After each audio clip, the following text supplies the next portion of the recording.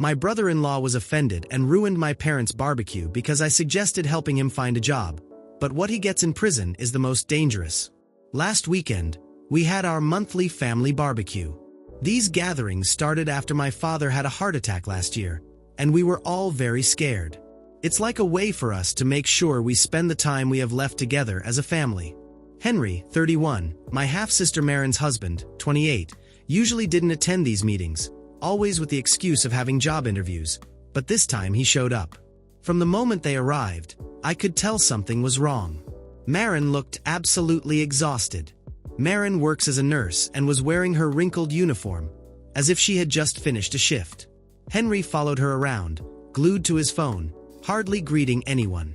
Throughout the afternoon, Henry sat up in a corner of the patio, staring at the phone screen, while Marin helped my mother prepare the food and clean up.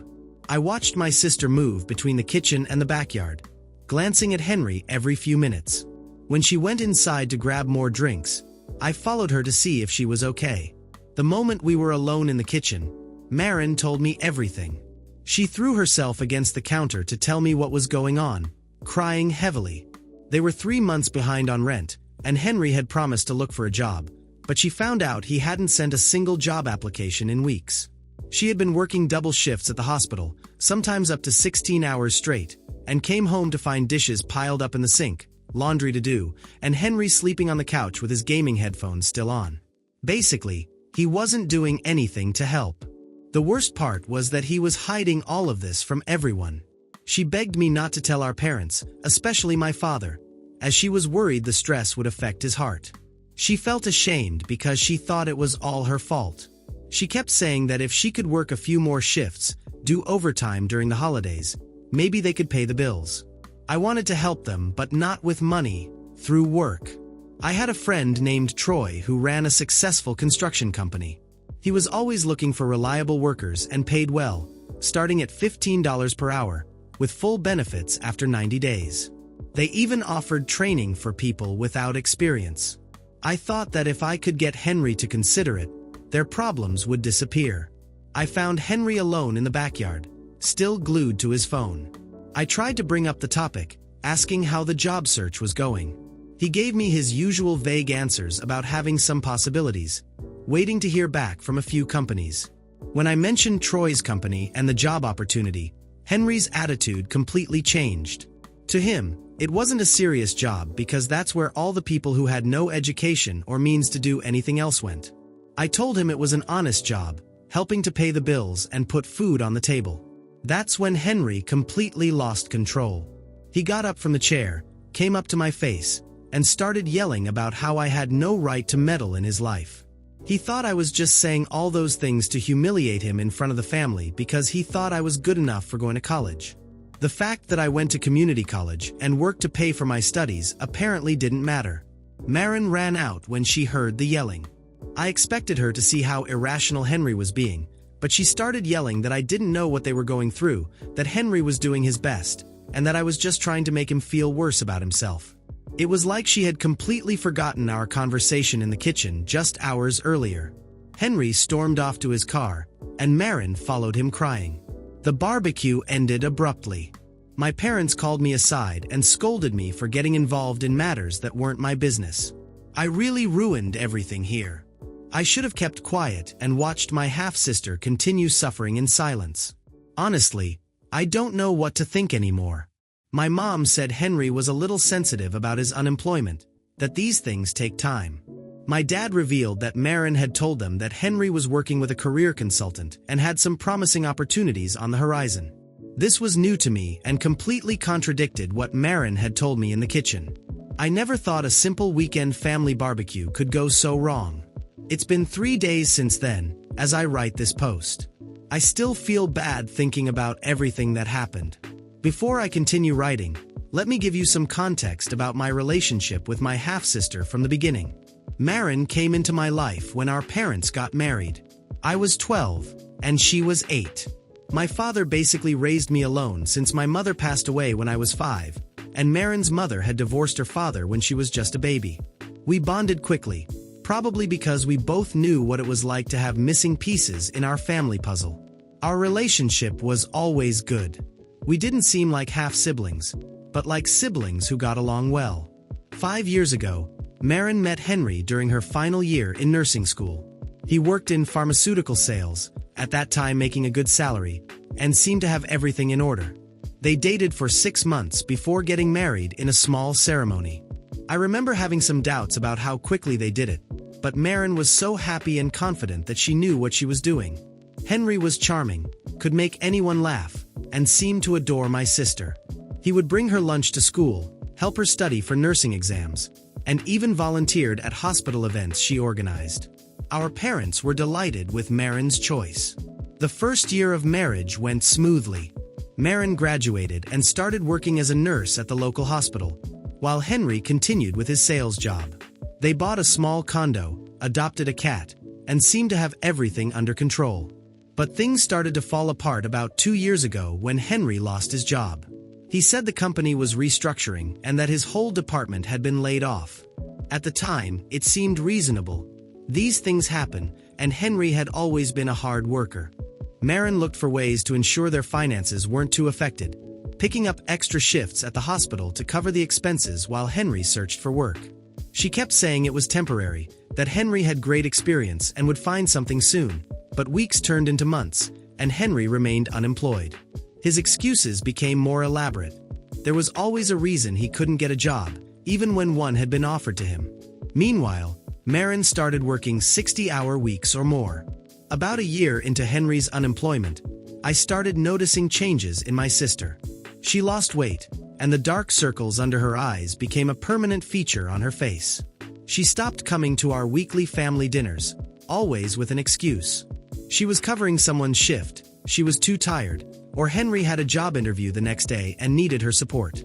Through mutual friends, I started hearing things about Henry. While Maren worked double shifts at the hospital, Henry spent his days playing video games and his nights at bars with his friends. He told Maren he was making contacts or that he had job interviews, but people saw him at the local bar in the middle of the day. One of Maren's co-workers said they had seen Henry's car parked outside a casino several times during the week. I told all of this to my parents, but they always defended Henry. My mom said he was probably depressed because he lost his job. They kept insisting that Maren would ask for help if she needed it, but I knew my sister. She had always been incredibly independent, so she wouldn't ask for help. It was one of the things I admired most about her, but also what worried me the most. She would completely burn out before admitting she needed help. All my fears came true 3 days ago, after Maren told me everything in the kitchen. But now, when I see the consequences, the impact has been brutal. Maren isn't talking to me. She only sent me a long message saying that I ruined months of progress for Henry and demanding that I apologize. She says he was about to change things before I interfered. My parents think I overstepped and that I should have stayed out of it. Even my wife, who normally supports my decisions, suggested that maybe I chose the wrong time to do it. But there's one thing I can't stop thinking about: Maren's face in that kitchen. Everyone acts like I'm the villain for pointing out the obvious, that a grown man is perfectly happy letting his wife kill herself working to support them, while he does nothing. I can't help but feel that speaking up was the right thing to do, even if I could have handled it better. Maren is my sister, and I can't just sit by and watch her destroy herself trying to hold on to someone who doesn't even try to help himself. But now I'm the bad guy, and Maren is more isolated than ever. Yes, they sold the condo to reduce expenses. I think I forgot to mention that. These last 2 weeks have been an absolute nightmare. Maren still isn't speaking to me, and the situation hasn't improved at all. I need to write this while it's still fresh because I don't want to forget anything that happened. Last night, after 14 days of calls and messages with no response, I decided I needed to try to fix things. Not for Henry's sake, but for Maren. The last message I got from her was a photo from her wedding with Henry, accompanied by a text saying that I ruined her perfect life. I remembered taking that photo. I managed to get Henry's current address, thanks to my mom. Apparently, he and Maren are taking a break, her idea, according to my mom. After their last fight about money, Henry has been staying at Kevin's apartment. Last week, my mom made me promise I wouldn't go there, saying that Henry needed space to process everything. But I couldn't just sit back anymore. I showed up at Kevin's place around 7 p.m. last night. The apartment complex was a real dump, with beer cans and cigarette butts scattered along the path. I could hear loud music coming from inside. When I knocked on the door, the music turned down, and Henry answered. He was a mess, unshaven, wearing a stained t-shirt, and reeked of alcohol. His eyes were red, and he could barely stand. Kevin was in the back, visibly uncomfortable. I told Henry the first wanted to talk about what happened at the barbecue, to try to clear things up. He let me in, laughing bitterly and emptily, which gave me chills. The apartment was chaotic, empty bottles everywhere, food wrappers stacked up, and what looked like betting slips scattered on the coffee table. Henry staggered over to the couch and began complaining about how I ruined his life. In his drunken rant, he said that Marin couldn't stop comparing him to me. He mimicked me in a mocking voice, saying things like, "Why can't you be more responsible like Alex?" Or, "Why can't you keep a job like Alex?" But I know Marin would never say those things. She had always been very careful not to compare people, knowing how much it hurt her when people did that to her. He got more agitated as he spoke, got closer to me, and poked me in the chest with his finger. I tried to stay calm, but when I mentioned Marin's exhaustion from working double shifts, something snapped in him. He tried to punch me, but he was so drunk he missed. Still, he ripped my shirt. Kevin had to throw himself on top of him to hold him down while struggling to keep Henry restrained. Kevin started speaking, saying that the truth needed to come out. Everything Henry had told everyone was a lie. There was no career coach, no job interviews, no networking events. Henry spent his days playing video games until the bars opened and then spent all the money he could on drinks. Kevin showed me messages on his phone, texts where Henry bragged about manipulating Marin. He talked about how she was too afraid of being seen as a failure to leave him, and how he had her completely under control. He even made jokes about taking money from her purse while she was sleeping. In the middle of all this, Marin showed up. She had been tracking my phone because my mom told her where I was. We all have that tracking function activated for safety. When she saw I was at Henry's friend's apartment, she came after me, but instead of being horrified by Henry's state or the apartment, she turned on me. She started yelling, saying that I was stalking them and trying to destroy her marriage. She acted like it was my fault Henry started drinking, saying he was depressed and that I was just making things worse. When I tried to tell her about Kevin's revelations and show her the text messages, she wouldn't even look at them. Henry, who moments before had been furious and violent, suddenly started crying and told Marin that he only drank because he felt useless after what I said at the barbecue. The manipulation was so intense that it made me nauseous, but Marin believed it completely. She rushed to console him while giving me a hateful look. I left because there was nothing more I could do. Marin followed me to the car and told me to stay away from them, that I had already caused enough damage. She said that if I really cared about her, I would let her handle her marriage without my interference. But the worst came this morning. My mom called me to scold me. Apparently, Marin told her that I showed up drunk at Kevin's apartment and provoked Henry into hitting me just so I could file a police report. This is completely false, but my mom believed it. She said I should stop antagonizing Henry because he's going through a tough time. I have proof that Henry is manipulating my sister, draining her financially and emotionally, but she's so deep in denial that she can't see it. Kevin wants to help, but he's afraid of losing his friendship with Henry. Meanwhile, our parents think the problem is me. I showed them the proof, but they believe it's all forged, as if you help someone who's so committed to their own destruction. I've barely slept in the past 3 days, and my hands are still shaking as I write this. It all started on Monday morning when Marin called me completely panicked. Henry had disappeared without a trace. He hadn't returned to the apartment in 2 days, which wasn't entirely uncommon given his drinking habits, but this time it felt different. His phone went straight to voicemail, and he had taken all his belongings from Kevin's apartment.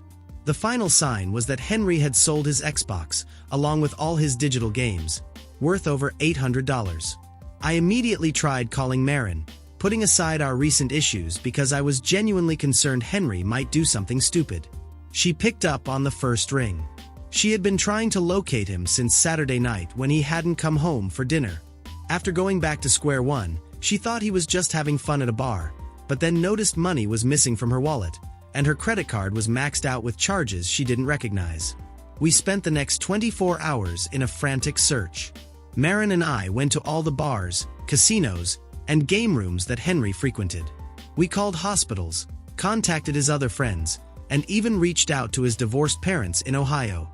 Marin alternated between hysteria and anger, crying because Henry might be hurt somewhere and blaming me for pushing him to his limit with my confrontation last week. The breakthrough came yesterday afternoon when the owner of a bar where Henry was a regular contacted me. He had security footage from Saturday night showing Henry at the bar, but Henry wasn't alone. He was with two guys the owner knew to be local loan sharks. These types of people frequent bars. It's the best place to find new clients. The footage showed the three of them leaving together around midnight, with Henry looking nervous but going voluntarily. The owner pulled me aside and revealed something that seemed to indicate Henry had been borrowing money from these guys during the week. So, what we were seeing on the footage was probably them collecting. Marin and I went straight to the police station, but since Henry had left voluntarily and it hadn't been 48 hours, they couldn't do much beyond taking our information. It was perfectly normal for adults to have the right to disappear if they wanted. Even when we showed the footage, the officer just said he would investigate once they could open a missing persons case. While we were sitting in the police station parking lot trying to figure out what to do, Marin finally broke down and told me everything she had been hiding. Henry's financial destruction went far beyond what anyone knew. He had maxed out 3 credit cards in Marin's name, racking up over $15,000 in debt, all because of his love for gambling, and he wasn't very good at it. The last straw was discovering he had pawned his grandmother's collection of antique jewelry, pieces that had been in the family for generations and were meant to be passed down to his future daughters. She had been keeping all of this a secret out of shame. She admitted she had known about Henry's gambling for months, but convinced herself she could handle it alone. But it never worked out because he always returned to his old habits. As we were leaving the police station, Marin got a call from an unknown number. A man with a strong accent demanded $20,000 by midnight, saying they would start sending pictures of what they would do to Henry if she didn't pay. Marin was hysterical, ready to empty her retirement account to get the money. I managed to convince her to let me handle it. I started talking to the guy and recorded the call on my phone, which I immediately took to the police. This time, they took it seriously. It turns out these loan sharks were already on their radar for similar extortion schemes. They set up a sting operation, planning to catch the loan sharks when they came to collect the money that night. They managed to arrest the loan sharks and Henry. Here's the twist. Henry was fine.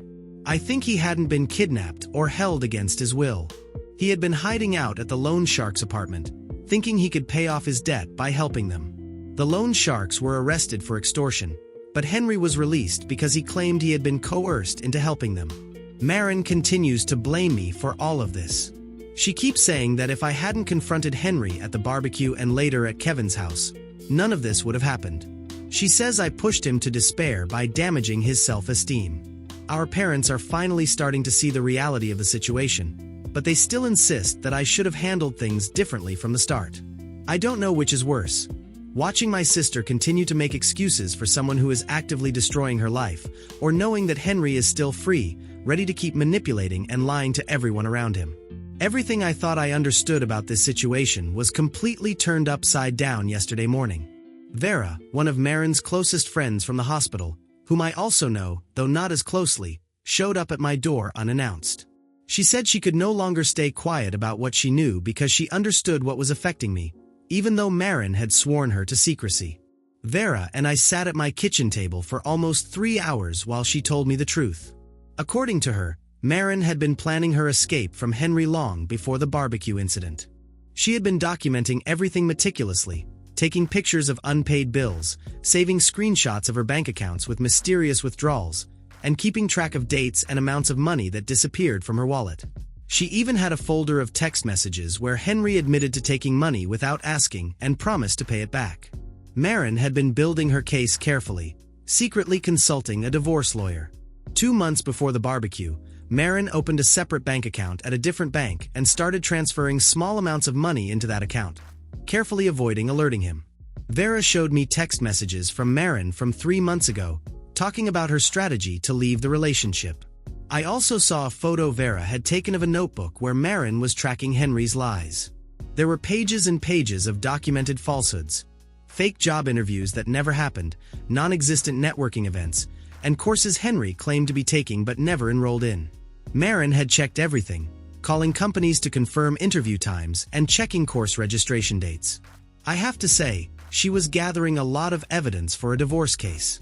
The confrontation at the barbecue, in fact, fit perfectly into Maren's plans. Vera said Maren saw it as the perfect catalyst, a public weapon to reveal Henry's true nature, which would help her family understand why she needed to leave. She even sent a message to Vera right after the incident saying, "This is exactly what I needed. Now everyone can see what I've been going through." But something went terribly wrong. 3 days after the barbecue, all of Maren's evidence disappeared. The folder on her computer with all the documentation was deleted, her notebook vanished, even the separate email account she used to communicate with the divorce lawyer was erased. Somehow, Henry found everything and destroyed it. That's when the real manipulation began. Henry told Maren that losing all that documentation was a sign from the universe that they needed to work things out. He said that now she had no proof of everything, and leaving him now, when he had no job, would make her look like a gold digger. But there's something worse. Henry is also blackmailing her with something even more serious. Vera wouldn't tell me exactly what Henry is using against her, saying that Maren needs to tell me herself when she's ready. But it's something serious enough that Maren went from being ready to leave to defending him at all costs. Vera believes this is the reason Maren has been distancing herself from everyone and acting so erratically. I took all this information to our parents. My mother broke down in tears when she saw the messages from those previous months, finally understanding how much Maren had been suffering in silence. My father wanted to go to the police about the blackmail, but we can't do anything without Maren's cooperation. Vera believes Maren may be nearing her breaking point. After the loan shark incident, Maren started asking Vera about her old documentation, trying to remember what proof Vera had. Vera has secretly kept copies of some of their text conversations, in case Maren ever needs them. The hardest part is knowing we can't rush this. Maren has to accept everything on her own and at her own pace. Vera is worried about Maren's mental state. She says she's noticed that Maren is making mistakes at work because she's so distracted and stressed. For now, we're all walking on eggshells, trying to keep the lines of communication open while looking for ways to help Maren see the truth. The truth finally came to light this week, and it's both worse and better than anyone imagined. After days of silence, Maren showed up at my door at 3 a.m. on Tuesday, after a shift. She was ready to talk. The blackmail that Henry had been using against her was related to an incident at the hospital 2 years ago. A patient passed away under Maren's care during a night shift. There was a full investigation, and Maren was cleared of any malpractice. The patient had an undiagnosed condition that no one could have detected in time. But Henry had discovered emails between Maren and another nurse discussing the case, where Maren questioned if she could have done anything differently. The emails themselves were harmless, just a nurse asking what she could have done better, but Henry manipulated and edited them, making it seem like Maren had admitted to making a serious mistake in caring for the patient. He threatened to send these altered emails to the hospital board, the patient's family, and the state nursing board if she ever left him. Maren was terrified, afraid of losing her nursing license, her career, and facing potential legal consequences. She spent months paralyzed by this threat, watching her accounts empty and accumulating debt, too scared to say anything. The turning point came last week when she caught Henry trying to hack into her work email again, looking for more material to use against her. Maren went straight to the hospital administration and told them everything. She showed the original emails, explained Henry's blackmail attempt, and detailed all his financial abuse. The hospital's legal team intervened immediately. They're not only supporting Maren, but they're also suing Henry for attempted extortion and cybercrimes. The divorce papers were filed yesterday. Maren's lawyer, recommended by the hospital's legal team, is aggressive and experienced in financial abuse cases. He's already frozen all of Henry's accounts and is documenting every penny that Henry stole or lost in gambling. The restraining order was approved this morning after Maren showed the judge evidence of Henry's behavior. Our parents helped Maren move out while Henry was at a bar. She's now staying at their guest house, where he can't find her. My father hired a security company to install cameras and change all the locks. My mother has been going over Maren's financial records, helping her document everything Henry did for the divorce proceedings. Henry tried to show up at her work, but the hospital's security team intercepted him quickly. Even his own parents finally reached out to Maren to apologize. They agreed to testify about Henry's gambling and his involvement with loan sharks. The police are showing renewed interest in the case now that they have proof of the blackmail. Even Henry's former boss at the pharmaceutical company reached out. It turns out Henry wasn't fired. He was let go for stealing samples to sell on his own. Maren started crying yesterday. She says she needs to understand how she allowed things to get this far. How she went from being a strong and independent person to someone living in fear of her own husband. The Maren I grew up with is slowly coming back. She's focusing on her work as a nurse, where she's always excelled. As for Maren and me, we're cautiously rebuilding our relationship. She apologized for allowing Henry to turn her against me, and I apologized for not finding a better way to help her earlier. We're taking it one day at a time. Yesterday, she even managed to laugh at something for the first time in months. Things are not looking good for Henry. His lawyer dropped him after he showed up drunk to a meeting. He's facing potential criminal charges for blackmail and financial fraud. Sometimes, I still can't believe how all of this unfolded from a simple family barbecue. But now Maren is free, and that's what matters. She has a long road ahead, but at least she's not walking it alone anymore. I know you want to know how all the chaos Henry caused ended. Although, for a moment, it seemed like I was the one who caused the rage barbecue. We can now say, for the peace of mind of my half-sister and my family, that Henry will be in prison for a while. He got 5 years for financial crimes and 8 years for blackmail. The divorce has also been finalized. With his legal troubles, it was easier when everything was presented. He was arrested because there was a risk of flight, so the divorce wasn't as usual. This was better for Maren since she didn't have to face her abuser. For those asking about Maren's state right now, I'm happy to say she's doing very well. She's becoming the old version of herself, not just because she's free of Henry, but also because she no longer has to work as many hours, which allows her to sleep more.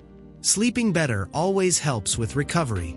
I think Henry knew how to use her fatigue and exhaustion to his advantage to manipulate her.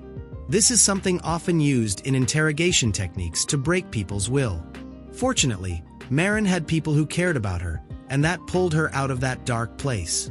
She can also pay the months of overdue rent, thanks to my parents' help. Knowing you have a roof over your head also helps reduce stress levels. So, it's all good news for her, and for anyone asking, the barbecues have returned to our family. That's true. Now, I make sure not to make any comments or suggestions.